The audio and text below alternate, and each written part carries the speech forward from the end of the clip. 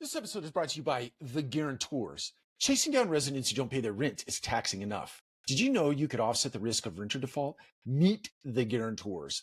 They'll requalify your applicants and insure their rent. If the resident doesn't pay, you still get paid. Visit theguarantors.com/multifamily today. Before we dive into today's episode of the Multifamily Collective, I wanted to give a shout out to Bill Nye, who is an industry legend, multifamily industry legend, and his podcast on culture. Bill's podcast, I think, does a tremendous job of helping companies and organizations learn about what it takes to structure an environment that is safe for people to show up and be their true and authentic self, and the way that plays out in that sort of organizational design around the word culture and around the word leadership. So if you have not had a chance to listen to Bill Nye's podcast, Leading Your Culture, go to your favorite podcast player and subscribe now. Today, I wanted to talk about something. I read something recently on LinkedIn, and somebody told me a story several years ago that has the same through line, and it's interesting to me, and I just want to share it. And it's not an indictment of any individual and or individuals who participate in conferences throughout the course of a year. So the punchline is this, and the punchline from each one of these stories. I saw a post that said, if I were going to take some advice, I would take advice from the person who has attended 862 conferences. I literally think the number was 862 conferences over the last several years.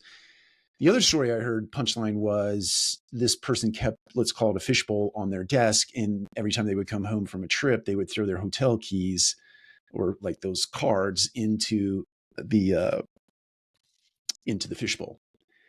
And one day this gentleman walks in and he says, "Hey, you're pretty proud of that fishbowl and those cards." And he's like, yeah, this is like, the number of trips that I've been on and so on and so forth. And the guy said, "So that's how many nights you were away from your family." Got it. Cool. And it's, the same sort of through line applies to somebody who's attended 862 conferences. Now, look, it's not an indictment, but it is, at what cost do you, at what cost? I guess it's just a simple question. At what cost? 862 conferences tells me that you've been away from your family 2,400 nights plus minus, or 1,600 to 2,500 nights away from family.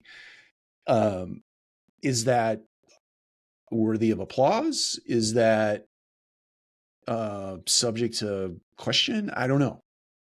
The guy with the hotel keys, his punchline after the punchline was, "Yeah, I stopped traveling all that often after that guy punched me in the gut with that information." And so I don't know what the answer is. I certainly think that somebody staying in tune with a marketplace, somebody whose job requires them to create relationship, and many of those relationships need to be nurtured in person. And I get that. That's just a function of roles that people choose to take on. But in the scenario where you have family, especially when you have young kids, is it are those relationships and those connections worth the sacrifice that you make? I can tell you from personal testimony, being away from home during some of the formative years of my children has impacted our family dynamic in a big way, not a positive way necessarily. So I just encourage anybody and everybody out there who travels a lot and sees it potentially as a badge of honor, to just take a step back and at least reconcile it in your own mind and give some sort of intentional thought to it, and understand what you're potentially sacrificing, especially if you have young kids in your home.